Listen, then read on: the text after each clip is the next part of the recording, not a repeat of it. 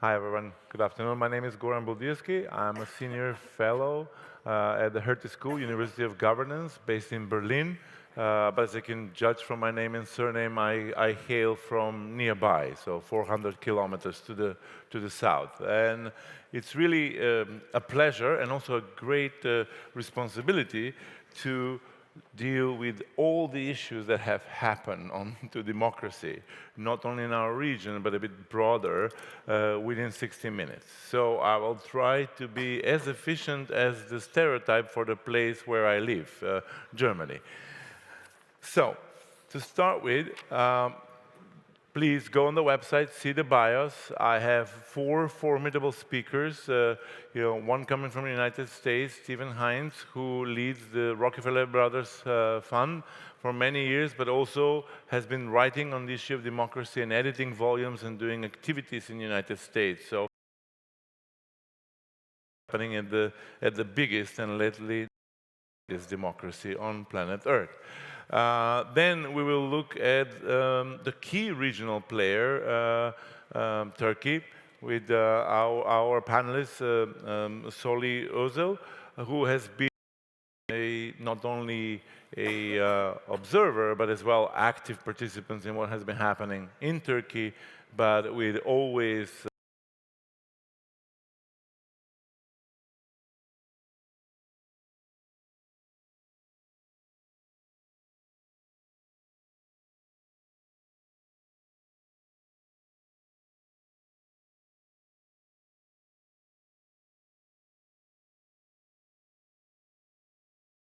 a bright spot of democracy, but also for some of us who have been following the issues of democracy, Georgia always is a place that surprises us. So I really want to hear, we want to hear not only what's happening, but can we look at more positive surprises rather than negative from Georgia. And last but not least, we have Adriana Zaharijević, who will bring a bit of the academic side on the discussion, and the pressure is all on you, Adriana. But we also wanted to look at the issue, Serbia, obviously we're here, there's been a lot of things happening here, from protests to political blockages and whatnot, but, we as well, while talking about that, we would like to see a bit of a more helicopter view. How we'll organize the conversation? I really, panels like this often end up in really talking about the diagnosis and analysis and soul-searching of how we came here. I would like to spend not more than 20 minutes on this, and I will ask the panelists specific questions. But then I definitely, I think you should be curious and waiting as well for the next 20 minutes, because then we really would like to talk of what can be done. So not only about the analysis, but okay, we acknowledge where we are in the space, but what people like us who believe in democracy can do and what actually can be done by others. And I also hope that at the end we will give at least 15 minutes to you to ask questions and then respond to those. So if you agree, and conferences usually, I will take your silence as an agreement. It's not the most interactive format. I will start with my questions, and the first with the diagnosis. As I mentioned, we look at the United States in and out, and we're looking at what's happening. So I would like to start with Stephen, and if you can put like a bit of a bulleted point of what are the key factors and how United States arrived at this point in its democracy. Okay, Goran, thank you very much. First, I'm just going to state what is painfully obvious, which is American democracy is in crisis. But it is not a crisis that started in 2016 or in 2024. It's a crisis that has been in the making for probably around 40 years. And the causes of the crisis are changes in the economy, changes in the information environment, and changes in our politics. So starting with politics, the increasing influence of money and the concentration of economic power. Moving into the information environment, obviously, the rise of social media, but also cable news. Earlier than that, cable news in the United States had a huge impact on our political discourse, and now social media. And in the economy, what we've seen is the financialization of the American economy and growing economic inequality. So what happened in 2016 and again in 2024 was that millions of Americans didn't vote for Donald Trump. Some did, but millions of others who voted for the Republican Party, including Donald Trump, weren't voting for him. They were voting against the status quo. And the status quo in two particular regards. First, they feel like they have no agency as citizens in our democracy. And second, they feel that they have no prospects in our economy. Millions of Americans feel left behind, and so they no longer trust democracy, they no longer trust our institutions, frankly, they no longer trust themselves. And so this is, to me, in short form, how we got to the American democracy crisis that we see today. Thank you, Stephen. You described something that we here in the Balkans have got used to, where basically you never vote for something, you always vote against. Speaking about that, Adriana, where are we now in Serbia and the state of democracy? Thank you for the question and for your very succinct and short thoughts. I think it will be a bit longer, not too long though, although I think that we also need to look at 40 years at least as well in this region of deterioration of whatever, the state of things, maybe not democracy itself, but of the state of things. So I wanted to touch upon one very important thing. When we think about Serbia, we are here now, we need to somehow take into account what kind of authoritarianism we are dealing with. At one point, I was really collecting various important takes on what is happening in Serbia, what kind of governance or government do we have. And what we could find is various explanations, descriptions, all of them workable, such as hybrid democracy, partocracy, stabilitocracy, which is, I think, very useful, and many people use it, and this idea that stability somehow comes before democracy is something relevant for the country, this country, but also other countries in the Western Balkans or pieces of post-Yugoslav space, as I would rather call them.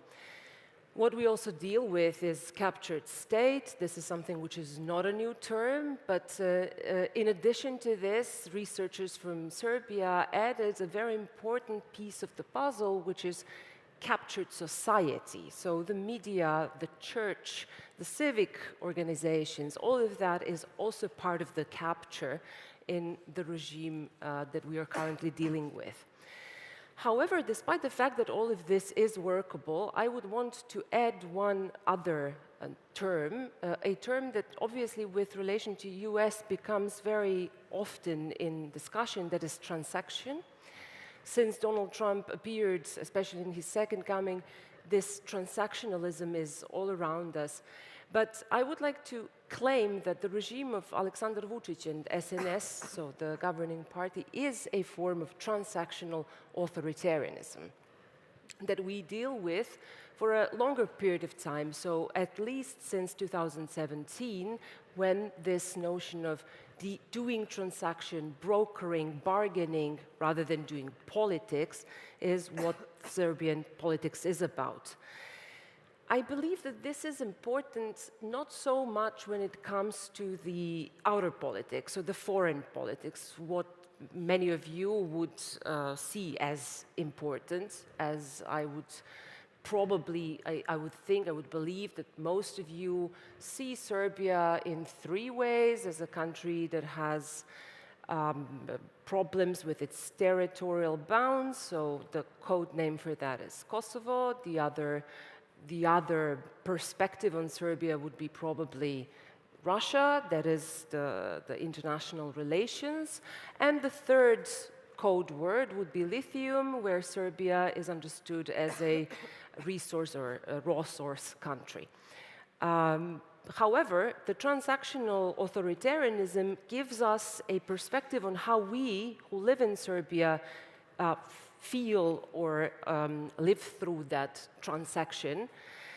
And I believe that this is, in fact, what is something which is not very visible when we think through the notions of plutocracy or hybrid democracy, captured state. And this is that basically everything is up for grabs. Everything can be bargained. Not only earth, air, water, which is obviously bargained, not only state structures such as, or something that belongs to the state, such as it was mentioned, the Ministry of Defense in our country called Generalstab, which is also up for grabs. It can be given as a present and it can be brokered for the good relationship with the US current government. No, it is really also how we function here. That is that the notion of human life is basically up for grabs. And the value of dignity is also up for grabs. That means that people can be bought and sold.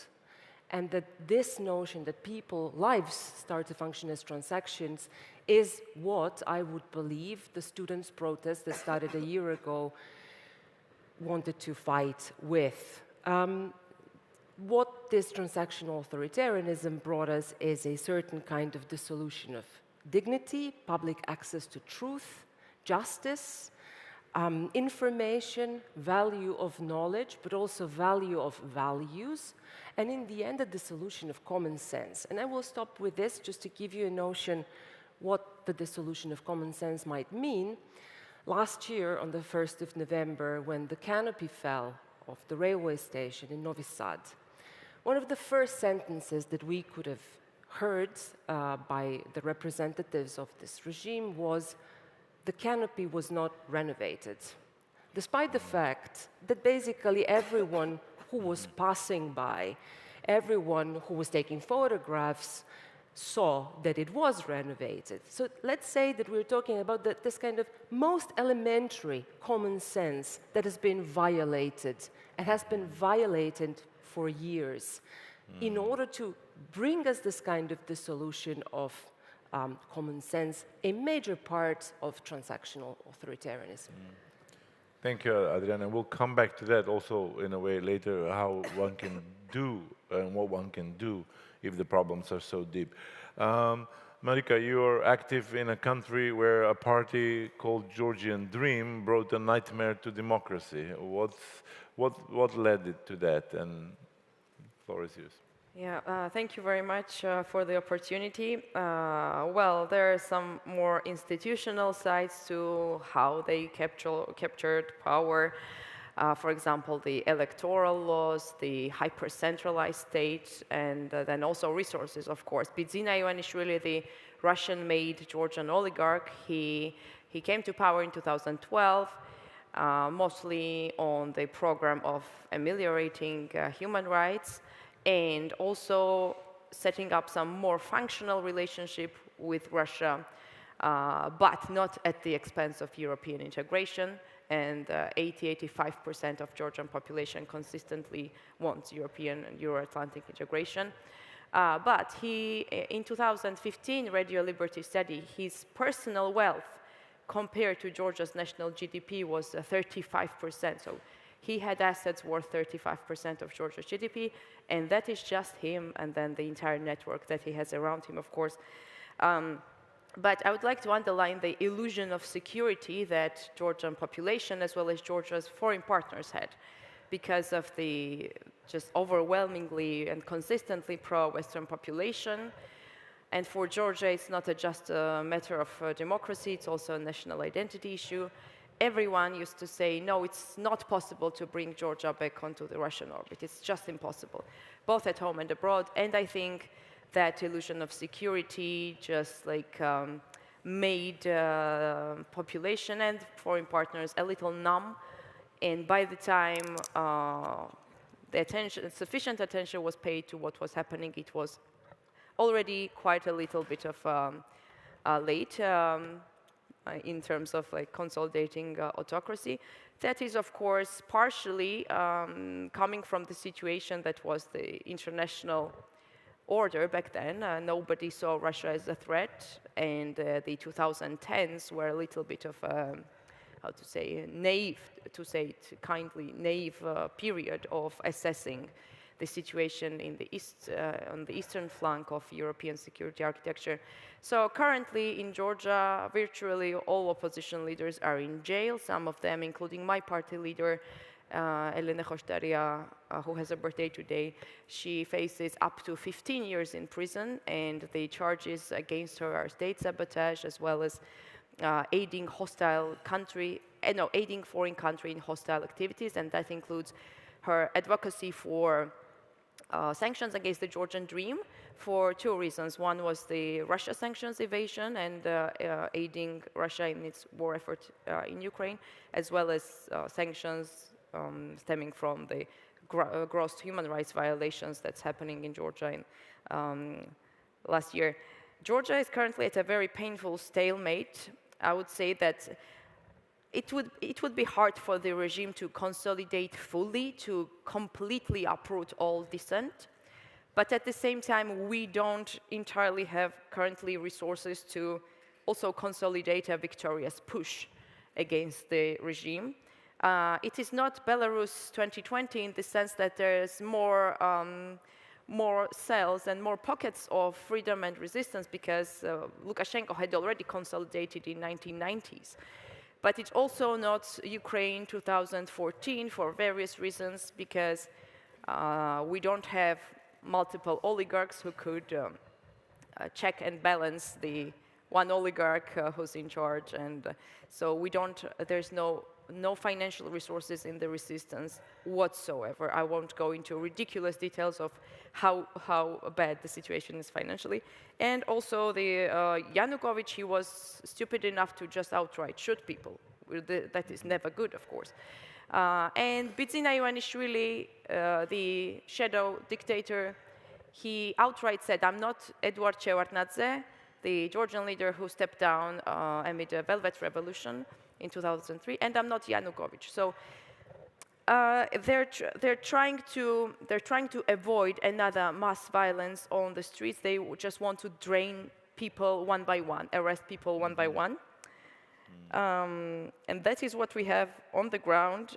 I would say that many people make the mistake that it's a transactional autocracy in Georgia, and that is the difference with Serbia currently, I would say. In Georgia, it's not really transactional. It's more and more, it seems like they're simply doing what Russia wants them to do, even if it is not very prudent to do so. I believe they could continue with the slow boiling of the frog for quite some time, but no, they have to rush through this. And part of it is because Russia sees Georgia as a colony. It sees Serbia as a partner, but it sees Georgia as a colony, and that's a big difference. And we need to know that some think that greater engagement of European partners with the Georgian dream might somehow ameliorate their relations, but we firmly believe, firmly believe that that is not the case. They're not transactional. They're a mafia party who is doing everything to stay in power. And in Georgia, there's no economic backbone for self-sustained dictatorship, so you by default have to be allied with Russia. Thank you. Thank you. Soli, passing to you, arresting opposition politicians is not only a forte of the Georgian ruling party that we saw in Turkey, but I'm also old enough to remember when jubilant European policy analysts were declaring Turkey as the country of the Islamic Calvinists and the economic flourishment and democracy. So, you can choose another framing, feel free, but where are we now in Turkey and what brought it, what brought the country or the democracy in the country to that stage? Look, thank you. The thinned out audience suggests that maybe deconstruction of democracy is not a major concern. I must say you're doing okay in Georgia.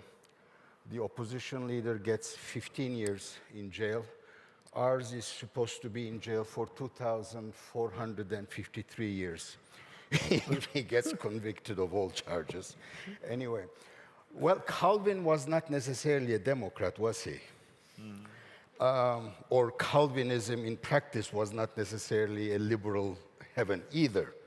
So I think we should bring ourselves to realities, and then let me try to give you a trajectory of what had happened in Turkey.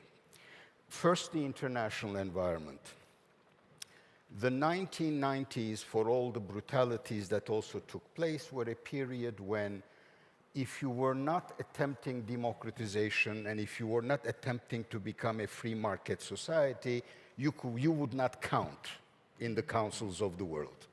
So everybody either tried or pretended that they were democracies and market economies.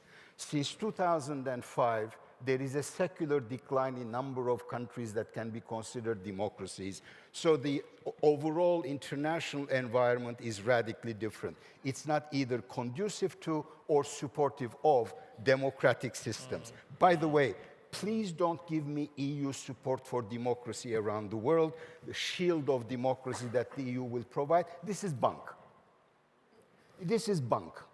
And by the way, it's under the rubble of Gaza, if nothing else. Secondly, the political economy of the post-World War II world was a political economy that actually reinforced the expansion of the democratic space. Mass production, mass consumption, and enlargements of citizenship rights were self-reinforcing, mutually reinforcing processes. Tech bros, AI guys have no interest in that. They don't. So to speak of democracy in the abstract misleads us.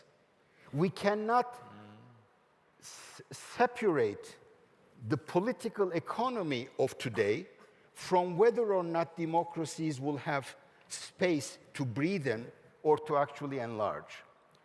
And that's why in the United States, when the tech bros shifted with all their, nice social and whatever liberalism, wearing T-shirts and being hunky, when they shifted to Trump for a very good reason.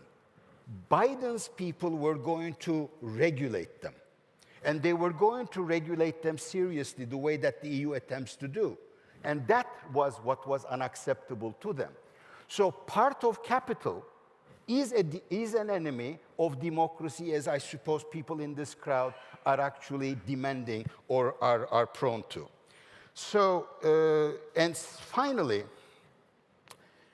the contest in the post-World War II period until the end of the Cold War was an ideological one.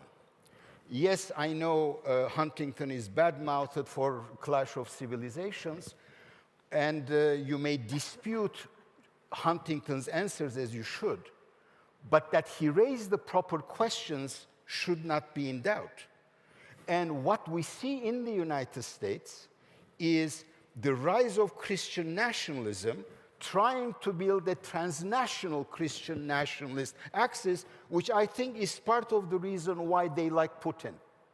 Because Putin and American Christian nationalists defend the same male-centered, white Christian, quote-unquote, civilization. And by the way, when Modi speaks, he speaks the language of civilizationism.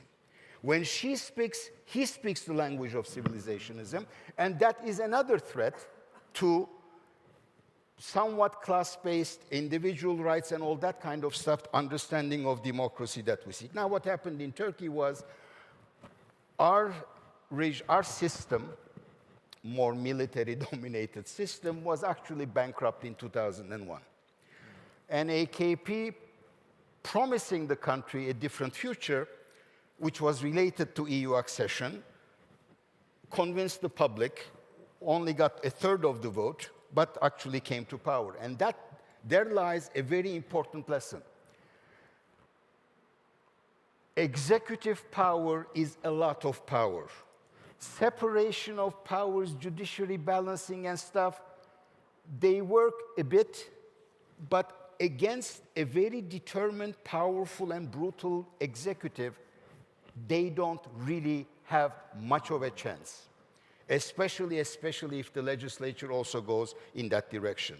And the fact that AKP came to power with 1/3 of the vote but received 65% of the parliament, helped them enormously, especially when in the first decade, with EU process, IMF, money flowing into the country, they delivered all the goods, and the opposition was totally in disarray and did not fight them on political grounds, tried to fight them with the institutions of the old regime. And that failed. Now, we had civilianized, but not necessarily democratized. And it took a while for a lot of people to actually recognize that.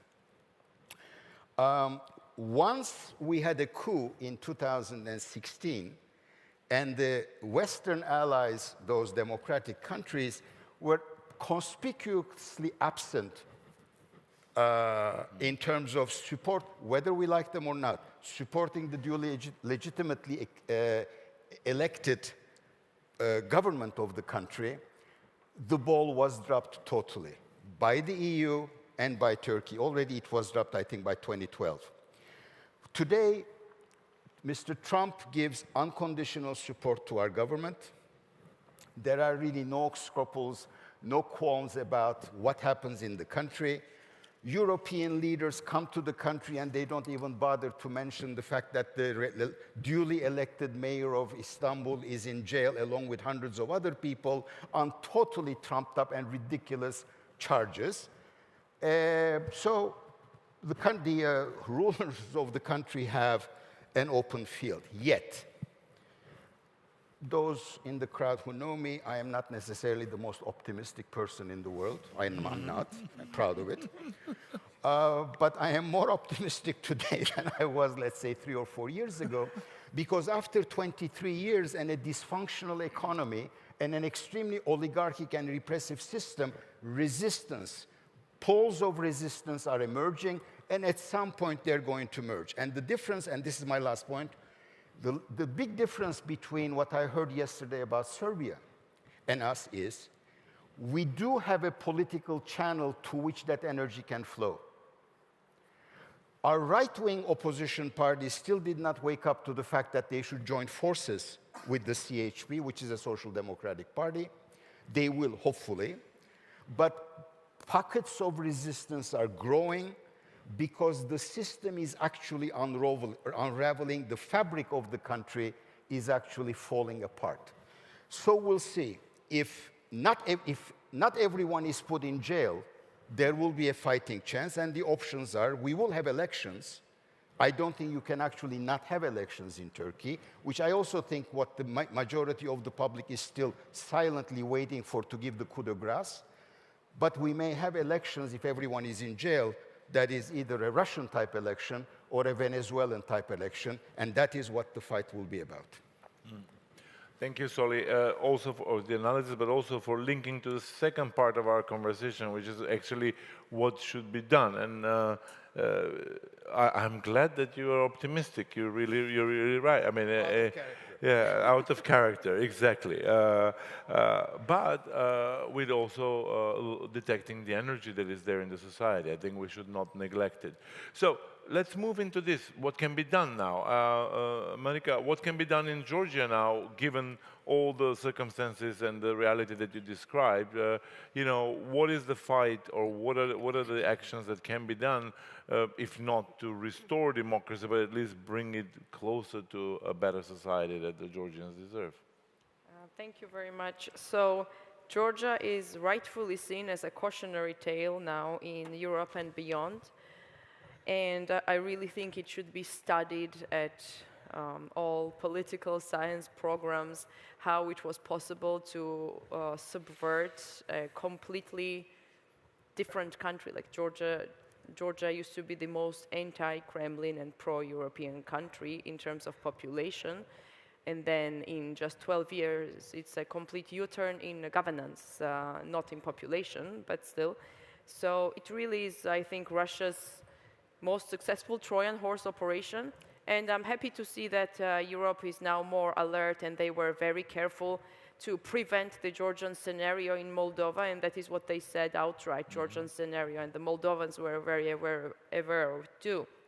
But Georgia doesn't need to be just a cautionary tale. I believe it is still very much possible to make it an easy win. It's just the Georgian dream regime dragging Georgia down. Once that is gone, the population will not lead a top-down uplifting. I think there's a lot of resource for Georgia to be actually a very efficient success story again, just like it was in early 2000s. And for that to be done, our international partners should go on with the non-engagement with the regime, because I cannot even convey how upset Georgians are whenever they see pictures of some officials shaking hands with the Georgian dream representative. There should be more targeted sanctions. If it's not possible to do so on an EU basis because of Hungarian or Slovak veto, then it should be done by a coalition of the willing. And sanctions work in Georgia. We see it by almost 80% of financially sanctioned officials, sanctioned by UK, US, they were dismissed. And the regime is not comfortable with having sanctioned officials. It's also a cultural thing. My friend sometimes says that in Russia it's a badge of honor if you're sanctioned by the West, but in Georgia it's a big disgrace. It's a lot of cultural, social shame associated with it. And one misconception that some people sometimes have is that Georgians will feel isolated if there are sanctions. No, actually, Georgians feel isolated if the regime is embraced despite a full year of daily protests, and it's still very much possible to differentiate between the regime and Georgians in that regard. For example, the targeted visa bans is a good example for it. Funding is extremely important for independent media and civil society organizations, and it is even more so urgent now because we still have the fabric, the social, political, civil society fabric, the political parties, although they're going to be banned very soon, it's announced already, are still there because parties are the people, right? So we're still there on the ground, and civil society organizations, media, the legitimate president, Zaharijević. So with some help, it's possible, and I don't mean just like resource-based help, but like it could be like advocacy, just like support. It's very much possible to still consolidate the push to break the regime. And it's funny because you look at the resistance and it's struggling, but on the other side, you also look at the regime and they also do not seem to be in a good shape because they have elite struggles internally, they're at each other's throats. And of course, internally, we are working to consolidate a more unified front, and we understand that that is non-negotiable. That is absolutely necessary. In terms of elections, unsurprisingly, a big part of Georgian population has completely lost hope in elections because it was outright rigged, just outright. And just yesterday, the regime stripped Georgians abroad of voting rights. So there's that. And in general, I believe we should have a democracy incorporated. It's it's necessary to facilitate the engagement of Democrats around the world in various formats, and this is a great opportunity today here to do so also, so thank you. Thank you, Marika. It's very interesting that you're saying that because, you're bringing back the international, not only solidarity, but actually targeted actions. And if I turn to Adriana, that's what Serbs actually have given up already a year ago when, after a while with the protests, they removed the flags for quite a good reason. And actually, they took to hands its own agency, its own change of the system, rather than expecting that it will come from outside. Adriana, what can be done and what should be done here in Serbia to move the needle more towards a democratic society than the one that we have at the moment? Yeah, well, I believe that precisely building on what Soli said, that we are at the moment in a position to really rethink democracy as such. We are talking here about liberal democracy. And it is first when you referred to the 80s and the beginning of the 1990s and this kind of liberal democracy model, one size fits all, which somehow seemed the best model and the only one, not just the best, that somehow we are now in a position to see that this is maybe not the case. It's not the case in the peripheries, it's not the case in the semi-peripheries, but it's also not the case in the centers. So for that matter, something is wrong, or maybe was wrong, with liberal democracy as it was idealized or as it was practiced. Second, what I also believe to be the case today, when we see this strong openness, in fact, towards the very illiberal tendencies within the liberal democracies. I have researched anti-gender mobilizations, so this kind of attack on democracy, which is even called de-democratization or democratic backsliding, or, you know, there are those names. But in fact, it's an onrush on equality. And this is possible within liberal democracies. This is not exactly what we want, right? Or what we see the future to be about.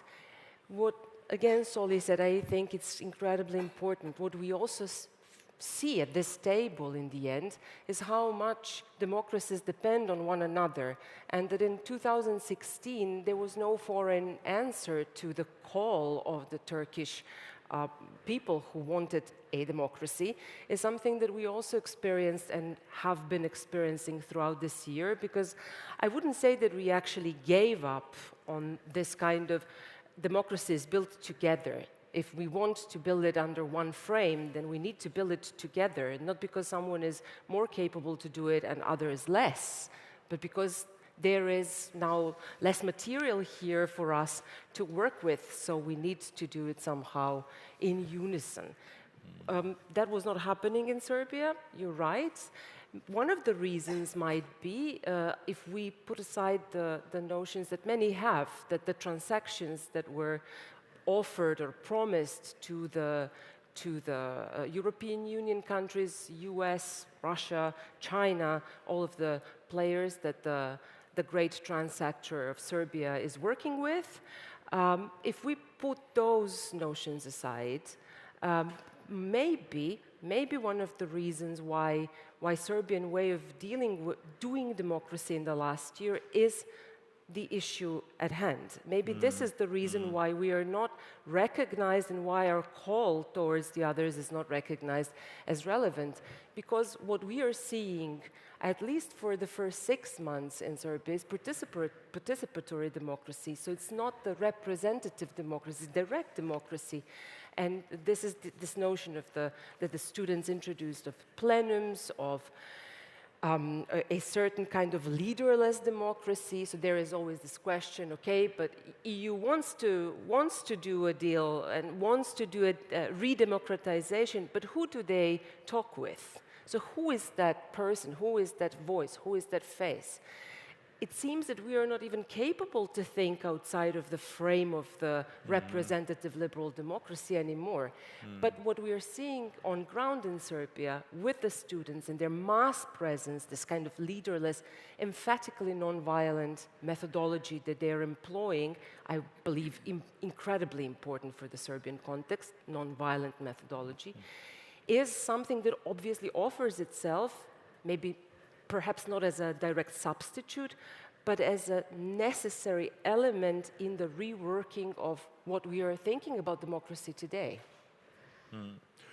Thank you. And you use "we" for Serbia, but I have to say also, as somebody who lives in Berlin, I have to say that "we" to me extends as well to a lot of political parties and political actors in Western Europe, because they could not imagine this beyond their own very formatted, very sort of really limited frame of thinking. Stephen, United States, one thing resonated what Soli mentioned in his analysis about Turkey. It's like they were fighting within the institutional frameworks. They were using the institutions, but actually the fight now is political. US, you guys are famous of putting, one court issue after the other, and also in the firm believes that the courts are actors in the democracy and many other institutions. While we saw dismantling or really a big fight as well against all those institutions with checks and balances. Where is this fight through the institutions, but also politically in the US, and what can be done for US to be put back on a democratic course? Well, first, I found it quite interesting that the subtitle of this panel was Back to Basics or Reinvention. And in 2018, I was asked to be a co-chair of a national commission in the United States studying American democracy. And in 2020, we issued a report which was called Our Common Purpose, Reinventing American Democracy for the 21st Century. And you can Google it, it comes up very quickly. There are 31 very specific recommendations in this report for reforms to our electoral system, for ways of bringing some of the deliberative democracy and direct democracy models into the institutional frameworks of American democracy. Things like 18-year term limits for the Supreme Court, which would be a very good thing. Ways of reducing the influence of money in politics. So there are 31 of these recommendations. People all across America are right now working to try to advance these recommendations. But because of the urgency of the crisis today and the fact that this was 40 years in the making, we also have to understand that getting out of this is not going to be one election cycle. It's also going to be decades of work because there are certain institutional things that need to happen, but there are also cultural things that are important to focus on. So in the near term, we have to do the urgent because we have to preserve the democracy we have in order to build the democracy we need in the longer term. The reinvention will have to come later. In the near term, we have to go for 1 year. We have 1 year from the elections that happened 3 weeks ago to the midterm elections of 2026. And to me, that will be the hinge moment in American democracy. Not who wins necessarily, although that obviously is significant, but whether or not we actually have a free and fair election in which the votes are actually counted accurately. And I can't stand here or sit here today and say that I have confidence that that will be the case. I am more optimistic than I would have been 3 weeks ago because of the election results that we had 3 weeks ago, in which 2 women got elected governors in important states where it was highly contested. Zoran Mamdani got elected mayor of New York City, something that nobody could have predicted a year ago. Nobody even knew who he was a year ago. And that the ballot initiative in California carried in order to preserve some semblance of balance in the structure of the US House of Representatives against all this gerrymandering that's going on. So those are encouraging signals about 2026, but those signals were read by Trump and his supporters as a wake-up call that they really have to work very hard between now and next November to put in place all the mechanisms they can to assure the outcome of the election that they want. So this 12-month period is the critical moment. And in this case, we have to focus on litigation, and in the United States, the courts are still an extremely important bulwark of our democratic system, and we've seen numerous federal courts around the country overturning Trump's executive orders on one thing or another. We have cases that are making their way to the Supreme Court, and we're all watching that quite anxiously because of the nature of who's on the Supreme Court now. But litigation remains very important. But the second thing, and this is what's happening here, it's what may happen in Turkey, it's what we hope will happen in Georgia again, is mobilization.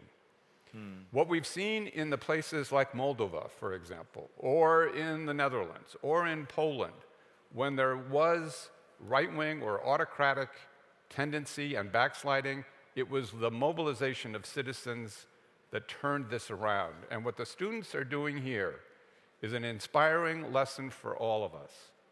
It's about having courage, it's about having a vision, it's about being smart and clever, and saying that just we're not going to take it anymore, we're going to mobilize, we're going to do it our way, and we will ask you for help when we're ready to ask you for help, and don't try to push your model on us. We're developing our own model.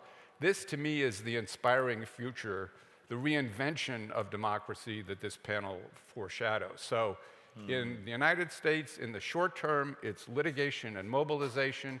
And in the longer term, it's all of these recommendations in the report, Our Common Purpose. And one last thing, and I mentioned this briefly earlier, all the institutions of democracy, all the processes of democracy actually rest on a civic culture.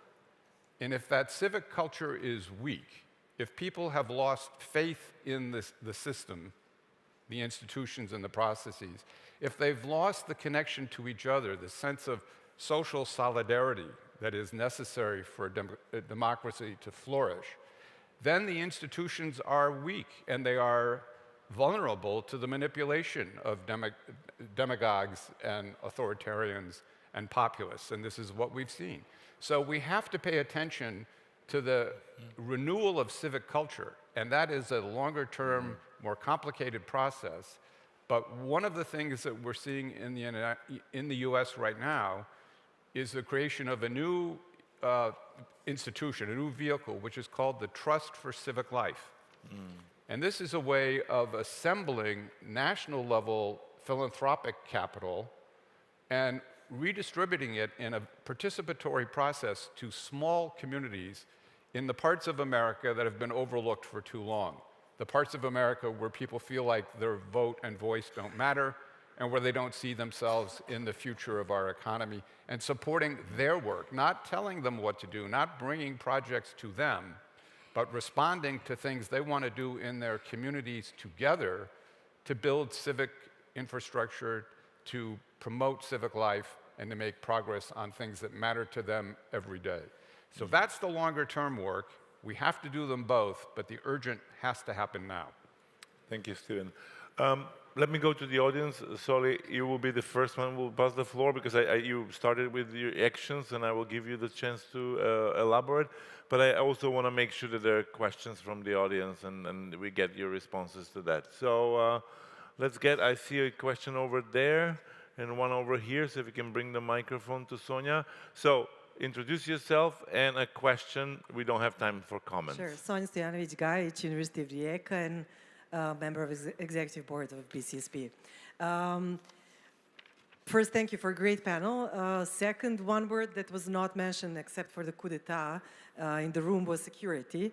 And I think the overall focus and return to geopolitics and so on has shut down, silenced the discussion of democracy. So my question for four of you, and I will call also Goran because I know he published on it, is can we fight back for democracy in the context of over-securitized debates of all aspects of life globally, but especially in Europe and US? Thank you. Thank you. There was a question here. Go ahead. Good afternoon, and thank you for the very nice panel. Pierluigi Nichilo from the Italian Association of Energy Economists. Building up on the speech from Stephen and Soli about the culture, about the sense of solidarity that could be built in the population, I would like to know your perspective on what are the factors that are not leading to the breakup of the monopoly in the tech space, because what has happened with Rockefeller in the past is not happening nowadays, and it's just an opinion out there. Could, for example, the rush for geopolitical dominance be one of the reasons for that? Because you elaborated on the decay of democracy in America, and could there be behind this the chance to rush for power in replacing China and somehow replicating what China does, be one of the reasons for not breaking up this monopoly? Thank you very much. Thank you.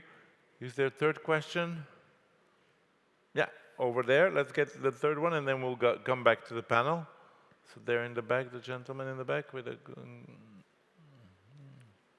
Hi there again. This is Kurt Bassiner from Democratization Policy Council. I wanted to ask the panel, particularly because you have three countries that are, at least including Turkey, they're still open to enlargement to the EU. It's still a candidate the last time I checked.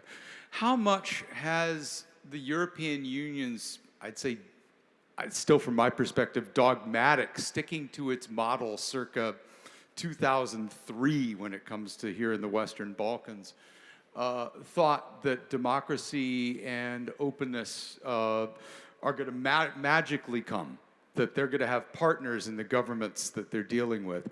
How much of that has been an impediment to actual democratic development in the countries with which you're most familiar? Because that's what I see in Bosnia for certain. Thank you. Thank you, Kurt. Excellent questions, pulling us in different directions. Soli, I promise the floor will be first yours. Feel free to elaborate on your previous thoughts on action and pick and choose from the questions that were asked.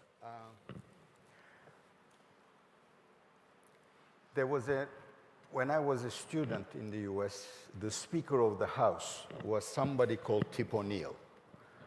Old-style politician, big, alcohol nose, liked poker, and he had a dictum: all politics is local.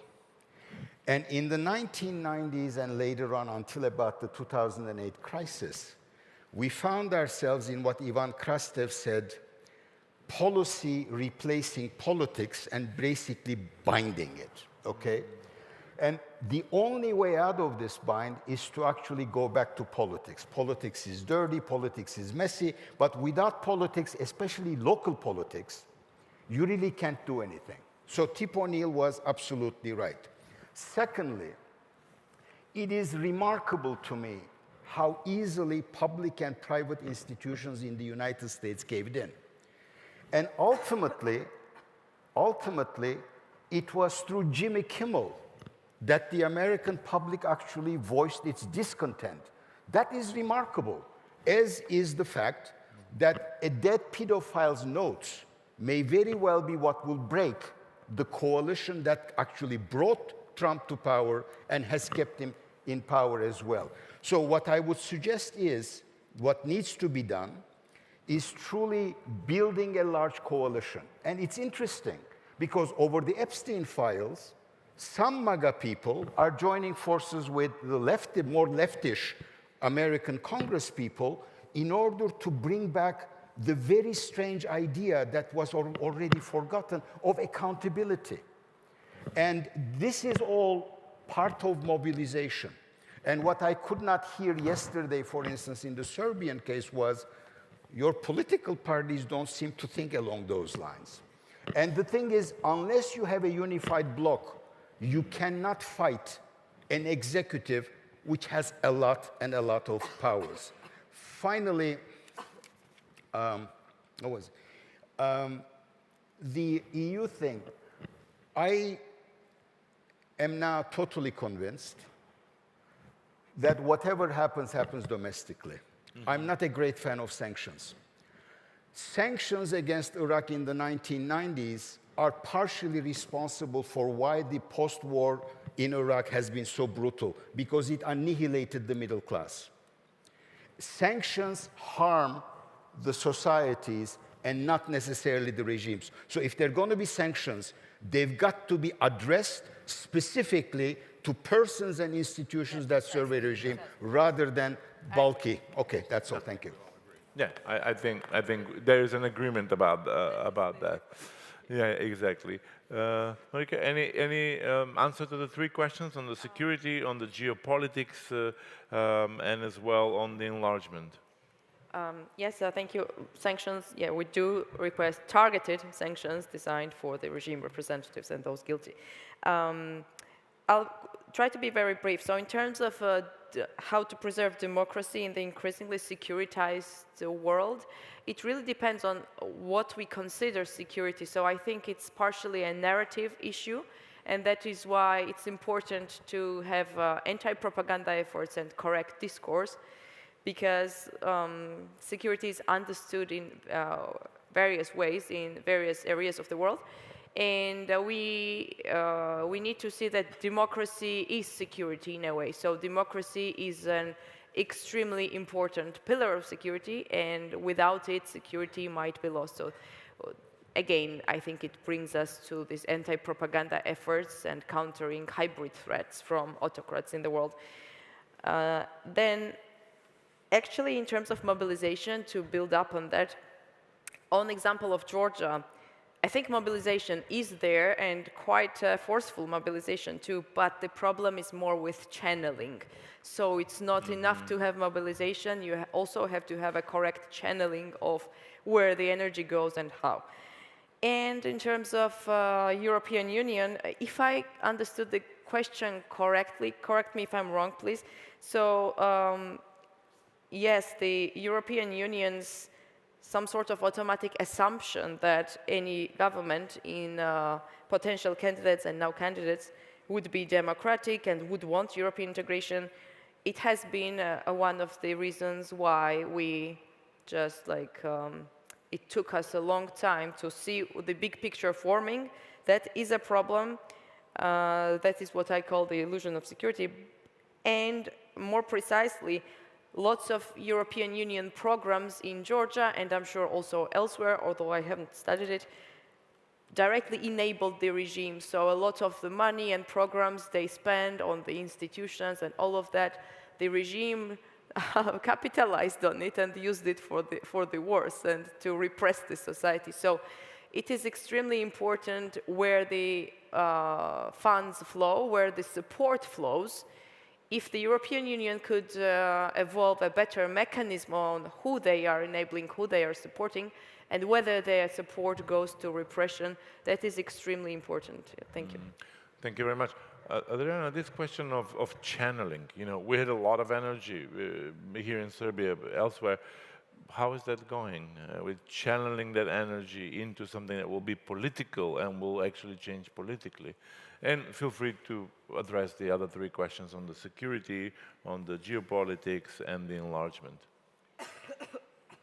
Well, obviously there is quite a lot of channeling of that raw energy that started to appear at the start of the protests, which we of course could not anticipate where they're going. But it is, of course, after a year, now a full year and even some more days into the second year, it is quite the question, how do you channel that in where and what directions? And it seems to me many people say that, and I agree with the notion that somehow there needs to be another kind of dialogue now, another kind of dialogue with various kinds of participants, not to say stakeholders, who will channel that, but it has to be channeled in various directions. I'm aware that I'm not giving any proper answer, but also being aware of the time, I'm kind of cutting myself. Wanted to say something just about the question about whether EU accession is good for us. Of course, now in 2025, when at the end of 2025, when it's unclear what the EU is going to look like in any future, near future, it's not really nice to, I mean, it's not easy to say something about that. I would say that EU accession was a clever idea. It is better to be part of something, and I think that we in Yugoslavia, or those of us who were born in Yugoslavia, know that well. To be better to be part of something bigger than to be small. Yet, the processes that were led in EU, so what you stressed, what you put a stress on, brought this stabilitocracy rather than democracy. It ossified the structures within which then this democratic spirit and the practices of democracy could have been put into place. So from that point of view, we need to be critical towards the EU accession processes and yet not abandon them altogether, which I think is an easy strategy, but then you're really left, as a citizen of the country such as Serbia is, you're really left without, or you are left with very bad alternative options. BRICS being one of those imaginary players in the room. And I just wanted to say one sentence to what Sonia asked, which I think is really important. I want to emphasize that I'm a staunch anti-militarist, but it seems to me that this triangle, Ukraine, Gaza, Sudan, really forced us in the last year to return to the renewal of civic culture. to really start to rethink that again. Because I think that in the culture, in the political culture, without the wars, people were not actually thinking about the renewal of the civic culture. This sounds awful, but it seems to me it's for us to think about it. Thank you. Stephen? I know the time is short, Yeah. and I just want to say I've really enjoyed all the comments from the panelists. It's been really great to be part of this conversation with you. I will end by focusing on the question of political economy. And Soli, you brought this up earlier, and one of our questioners talked about this too, and of course the history of John D. Rockefeller and his massive wealth at the turn of the 19th and 20th century, and the fact that the government finally stepped in and broke up the Standard Oil Company because of its monopolistic capacity. And we're back in that kind of a position again in the United States. And now we have the concentration of finance, technology, and massive wealth. And that's a really dangerous set of concentrations of power. And that's part of the reason that we have the political problem that we have. So the future has to be a different approach to political economy in the US, but I think it's also true globally. We have gotten to a point where democracy is in service of capitalism, and we need to flip the script. We need a capitalism that is actually in service of democracy.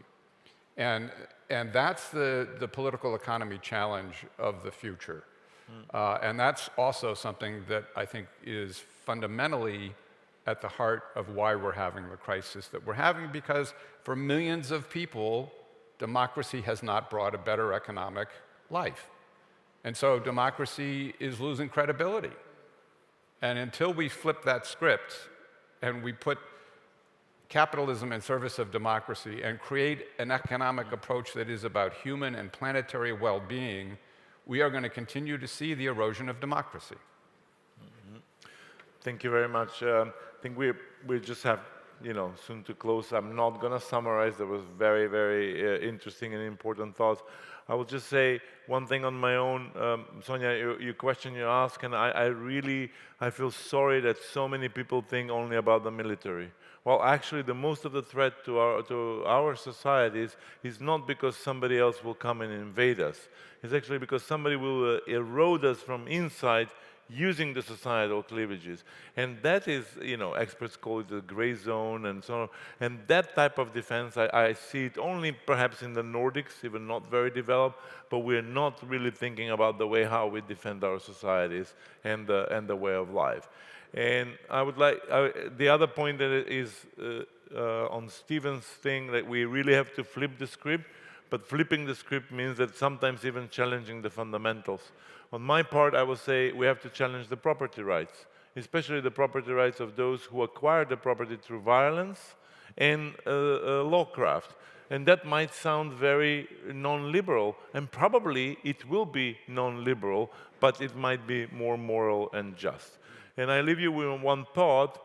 I always think about this fight for democracy as if there was one big ice skating ring. And I always ask myself, are we coming there to do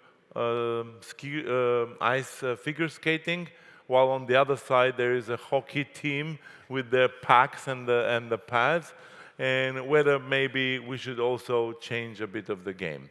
On that thought, I wish you a good break, and I really would like you to thank the excellent panelists for this short but very insightful conversation.